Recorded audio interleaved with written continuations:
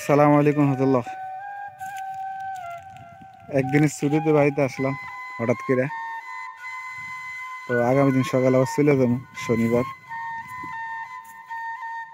তো চিন্তা করলাম গ্রামের শহরের বর্তমান অবস্থা আপনাদের সাথে শেয়ার করি। এখন তো স্ক্রিমের দাম মোটামুটি সবাই জানে, প্রায় দানই শেষ, কিছু দান বাকি আছে। আর এত পরিমাণ রোদ পড়তে আছে বাংলাদেশও কি করতাম।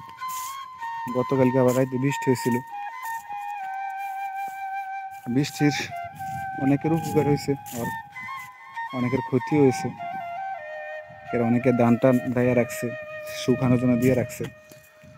হ্যাঁ, এরপরে অনেকে ধান লইয়া উড়ের মধ্যে ফালা রাখছে। এ আরো অনেকের অনেক ক্ষতি হয়েছে আর কি। তো এখন দুপুরের টাইম, জুমা নামাজ পড়ে আসলাম মাত্র, নব্বই দিকে রওনা দিছি। তো চিন্তা করলাম একটু ভিডিও ধারণ করি।